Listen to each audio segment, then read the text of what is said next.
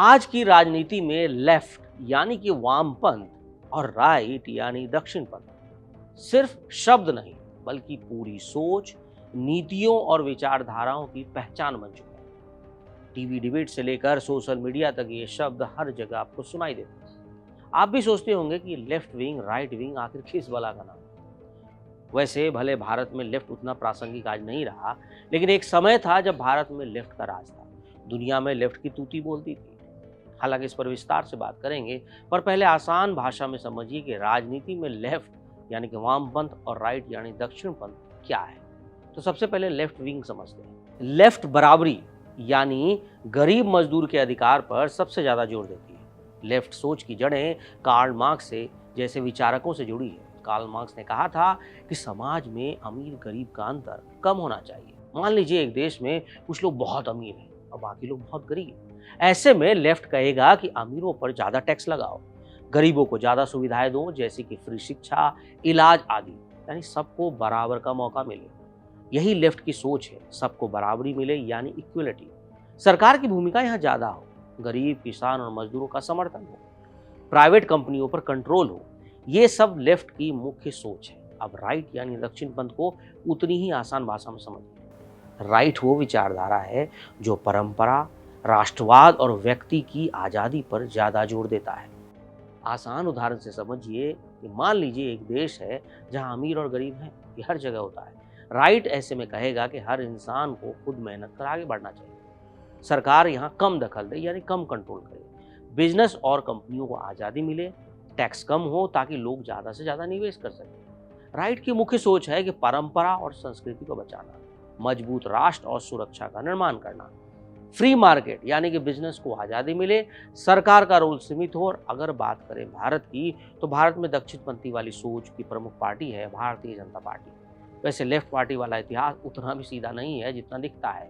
दिलचस्प बात यह है कि इस विचार का जन्म किसी दार्शनिक किताब या राजनीतिक सिद्धांत से नहीं, बल्कि एक साधारण सी बैठने की व्यवस्था से हुआ। इसकी शुरुआत हुई फ्रांसीसी क्रांति से, एक ऐसा दौर जिससे न सिर्फ फ्रांस बल्कि पूरी दुनिया की राजनीति को बदल दिया। 18वीं सदी के अंत में फ्रांस में लुई 16 का शासन था। देश आर्थिक संकट, सामाजिक असमानता और जनता के असंतोष से जूझ रहा था। इसी पृष्ठभूमि में 1789 में एक राजनीतिक व्यवस्था बनाने के लिए फ्रेंच नेशनल असेंबली की बैठक बुलाई गई। इस असेंबली में एक बड़ा सवाल था कि राजा को कितनी शक्ति दी जाए, और इसी मुद्दे पर सदस्य दो धड़ों में बढ़ गए। जो लोग राजशाही के समर्थक थे वो चाहते थे कि राजा के पास अधिक शक्तियां बनी रहे, वहीं जो सदस्य बदलाव चाहते थे वो राजशाही की शक्तियों को सीमित करना चाहते थे और जनता को अधिक अधिकार देना चाहते थे। अब यहीं से शुरू होती है लेफ्ट और राइट की असली कहानी। अब असेंबली में बैठने की व्यवस्था के दौरान राजशाही के समर्थक सदस्य अध्यक्ष के दाईं ओर बैठ गए और वहीं जो लोग बदलाव और क्रांति के पक्ष में थे वो बाईं ओर बैठ गए। इस तरह समझिए राइट और लेफ्ट शब्दों का जन्म हुआ। हालांकि जो मेरा राइट है वो आपका लेफ्ट है। शुरुआत में ये सिर्फ भौतिक स्थान को दर्शाते थे, लेकिन धीरे धीरे इसका मतलब बदलने लगा। समय के साथ बाईं ओर बैठने वाले लोग समानता, स्वतंत्रता और सामाजिक सुधार की बातें करने लगे। वहीं दाईं ओर बैठने वाले लोग यानी राइट विंग वाले लोग परंपरा, स्थिरता और व्यवस्था को प्राथमिकता देने लगे। इस तरह एक साधारण बैठने की व्यवस्था धीरे धीरे विचारधारा में बदलती चली गई। अब नेपोलियन बोनापार्ट का शासन आया तो कुछ समय के लिए इन शब्दों का इस्तेमाल कम हो गया, लेकिन 1814 में जब फ्रांस में संवैधानिक राजशाही की वापसी हुई तब लेफ्ट और राइट फिर से राजनीतिक शब्दावली में लौट आए। और इस दौर में लिबरल यानी कि उदारवादी और कंजर्वेटिव यानी परंपरावादी नेताओं के बीच स्पष्ट विभाजन दिखने लगा और वो फिर से असेंबली में बाईं ओर बैठने लगे, नहीं बाईं और दाईं। 19वीं सदी के आते आते ये शब्द पूरी तरह से राजनीतिक विचारधाराओं के प्रतीक बन चुके थे। फ्रांस के अखबारों ने भी इनका इस्तेमाल अलग अलग राजनीतिक विचारों को समझाने के लिए करना शुरू कर दिया। अब धीरे धीरे ये अवधारणा लेफ्ट और राइट की पूरे यूरोप में फैल गई और फिर दुनिया के अन्य हिस्सों में भी पहुंचने लगी। 20वीं सदी की शुरुआत में अंग्रेजी भाषी देशों जैसे ब्रिटेन और अमेरिका ने भी इन शब्दों को व्यापक रूप से अपनाया। तब लेफ्ट का मतलब हो गया प्रगतिशील सोच, सामाजिक न्याय और सरकारी हस्तक्षेप के जरिए समानता लाना। वहीं राइट का मतलब बन गया परंपरा, सीमित सरकार और व्यक्तिगत स्वतंत्रता पर जोर देना। दिलचस्प बात यह है कि आज भी कुछ जगहों पर बैठने की यह परंपरा दिखाई देती है। उदाहरण के लिए अमेरिकी कांग्रेस में डेमोक्रेट्स और रिपब्लिकन्स आमने सामने बैठते हैं।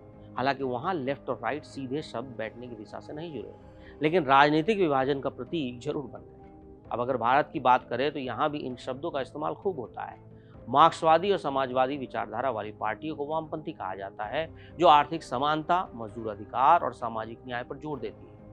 वहीं दक्षिणपंथी विचारधारा में राष्ट्रवाद, सांस्कृतिक पहचान और परंपराओं को महत्व दिया जाता है। लेकिन ये भी समझना जरूरी है कि आज का लेफ्ट और राइट पूरी तरह से स्थिर या एक जैसा नहीं है। अलग अलग देशों में इसका मतलब बदल सकता है। उदाहरण के लिए, जो नीति एक देश में वामपंथी मानी जाती है, वही किसी दूसरे देश में मध्यम मार्गी यानी सेंटर भी हो सकता है। इसी वजह से आज सेंटर लेफ्ट और सेंटर राइट, एक्सट्रीम लेफ्ट और एक्सट्रीम राइट जैसे शब्द भी प्रचलन में है। समय के साथ इन शब्दों ने काफी विकास किया। अब ये सिर्फ राजनीतिक दलों की पहचान नहीं, बल्कि समाज के सोचने के तरीके को भी दर्शाते हैं। वामपंथ जहां बदलाव, समानता और नई नीतियों की बात करता है, वहीं दक्षिणपंथ स्थिरता, परंपरा और संस्थाओं की मजबूती पर बात करता है। भारत की बात करें तो भारत में वामपंथी विचारधारा की शुरुआत 20वीं सदी के शुरुआती दशकों में हुई, जब दुनिया भर में मार्क्सवाद का प्रभाव बढ़ा। कार्ल मार्क्स और फ्रेडरिक एंगल्स के विचारों से प्रेरित होकर भारतीय बुद्धिजीवियों और मजदूर आंदोलनों ने सामाजिक और आर्थिक समानता की मांग उठानी शुरू की। भारत में संगठित वामपंथ की नींव एम.एन. रॉय ने रखी, जिन्हें भारतीय कम्युनिस्ट आंदोलन का प्रमुख जनक कहा जाता है। उन्होंने 1920 में कम्युनिस्ट पार्टी ऑफ इंडिया, जो सीपीआई है, की स्थापना में महत्वपूर्ण भूमिका निभाई। ये घटना आजादी से लगभग 27 साल पहले की है, जिससे स्पष्ट होता है कि वामपंथी विचारधारा भारत में पहले ही सक्रिय हो चुकी थी। इसके बाद 1930 और 1940 के दशक में जो भी आंदोलन हुए, जिसमें मजदूरों ने भाग लिया, किसान सभाओं और ट्रेड यूनियन के माध्यम से वामपंथ ने अपनी पकड़ मजबूत की। All India trade union Congress जैसे संगठनों ने श्रमिक अधिकारों के लिए आवाज उठाई। स्वतंत्रता के आंदोलन के दौरान भी कई वामपंथी नेताओं ने ब्रिटिश शासन के खिलाफ संघर्ष में भाग लिया। हालांकि उनका दृष्टिकोण कांग्रेस से अलग था। आजादी के बाद वामपंथी विचारधारा को नई राजनीतिक जमीन मिली। 1957 में केरल में दुनिया की पहली लोकतांत्रिक रूप से चुनी हुई कम्युनिस्ट सरकार बनी, हालांकि राज्य सरकार की बात हो रही, जिसका नेतृत्व ईएमएस नंबूद्रिपाद ने किया। इसके बाद पश्चिम बंगाल और त्रिपुरा में भी वामपंथी दलों ने लंबे समय तक शासन किया। 1990 के बाद देश में राजनीति बदली। पहले जहां वर्ग संघर्ष होता था, मजदूर किसान के मुद्दे केंद्र में थे, वहीं अब पहचान, विकास और राष्ट्रवाद जैसे मुद्दे ज्यादा असरदार हो गए। इसी दौर में बीजेपी उभर कर सामने आई, जिससे सांस्कृतिक राष्ट्रवाद और मजबूत नेतृत्व की राजनीति को आगे बढ़ाया। वामपंथी दल, खासकर communist party of India CPM का आधार मुख्यतः पश्चिम बंगाल, केरल और त्रिपुरा तक सीमित रहा। और आंकड़ों के साथ देखें तो भारत में वामपंथ की गिरावट धीरे धीरे हुई और उसी खाली राजनीतिक जगह में भारतीय जनता पार्टी जैसी पार्टियां तेजी से आगे बढ़ी। राष्ट्रीय स्तर पर वामपंथ का सबसे मजबूत दौर 2004 में था, जब लोकसभा चुनाव में वाम दलों, मुख्यतः कम्युनिस्ट पार्टी ऑफ इंडिया, जो मार्क्सवादी, सीपीआई, आरएसपी, फॉरवर्ड ब्लॉक में मिलकर 61 सीटें जीती थी। इसमें अकेले सीपीएम की 43 सीटें थी। उस समय केंद्र में उनकी राजनीतिक ताकत इतनी थी कि वो सरकार गिराने या बचाने की स्थिति में थी। लेकिन फिर गिरावट का दौर शुरू हुआ। 2009 लोकसभा चुनाव में वाम दल 24 सीट पर आए। 2014 लोकसभा चुनाव में संख्या घटकर 12 पर रह गई। 2019 लोकसभा चुनाव में वाम दलों को सिर्फ 5 सीटें मिली और 2024 आते आते लोकसभा वाम दलों का प्रदर्शन सीमित ही रहा, 2004 की तुलना में बहुत छोटा हो गया। राज्य स्तर पर सबसे बड़ा झटका पश्चिम बंगाल में लगा, जहां वाम मोर्चा 1977 से 2011 तक लगातार 34 साल सत्ता में रहा। लेकिन 2011 विधानसभा चुनाव में सत्ता चली गई। लोकसभा में भी फर्क साफ दिखा। 2004 में सीपीएम ने बंगाल में 26 सीटें जीती, जबकि 2004 में 7, 2019 में 2 और 2024 में 0। त्रिपुरा इसका दूसरा बड़ा उदाहरण है। 2024 लोकसभा में सीपीएम ने राज्य की दोनों सीटें जीती और लगभग 64% वोट लिए। लेकिन 2018 विधानसभा चुनाव में बीजेपी ने सत्ता हासिल की। ये बड़ा बदलाव इसलिए माना गया क्योंकि 2013 में बीजेपी का वोट शेयर लगभग 1.5% था, जो कुछ वर्षों में सत्ता तक पहुंच गया, बढ़ता चला गया। यहीं से तस्वीर साफ होती है। वामपंथ वहीं कमजोर हुआ जहां वहां पुराने संगठन, कैडर राजनीति और पारंपरिक वर्ग आधारित मुद्दों तक सीमित रह गया। दूसरी तरफ बीजेपी के दौर में राष्ट्रवाद, कल्याण योजनाएं, बूथ स्तर संगठन और नए मतदाता वर्ग, खासकर युवा वर्गों पर तेजी से काम हुआ। इसी वजह से वामपंथ का आधार सिकुड़ा और बीजेपी जैसी पार्टियां कई जगह मुख्य विकल्प बन गई। भारतीय जनता पार्टी भारत में दक्षिणपंथ को मजबूत करने के लिए संगठन, विचारधारा और चुनावी रणनीति तीनों स्तर पर काम कर रही है। 1984 में बीजेपी के पास लोकसभा में 2 सीटें थी, लेकिन अटल बिहारी वाजपेयी के दौर में यानी कि 1998 से 2004 में ये 182 सीटों तक पहुंची और पहली बार केंद्र में स्थिर सरकार बनी। इसके बाद नरेंद्र मोदी के नेतृत्व में 2014 में बीजेपी ने 282 सीटें जीतकर पूर्ण बहुमत हासिल किया। 2019 में 303 सीटें हो गई। 2024 लोकसभा चुनाव में की एनडीए गठबंधन मिलकर 293 सीटें इन्होंने हासिल की और लगातार तीसरी बार सरकार बनाई। और तो और देश के राज्यों में भी अपना परचम बीजेपी और उसके सहयोगी दलों ने लहराया।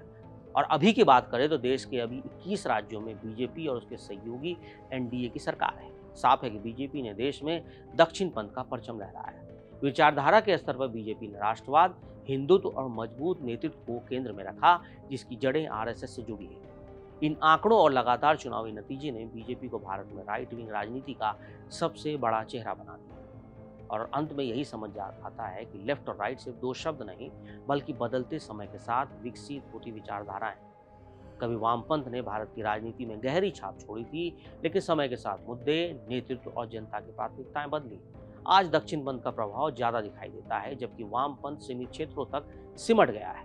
फिर भी लोकतंत्र की खूबसूरती यही है कि इसमें हर विचारधारा की अपनी जगह है। भविष्य में कौन सी सोच आगे बढ़ेगी, ये तय करेगा देश का मतदाता और उसकी जनता और उसका बदलता नजरिया।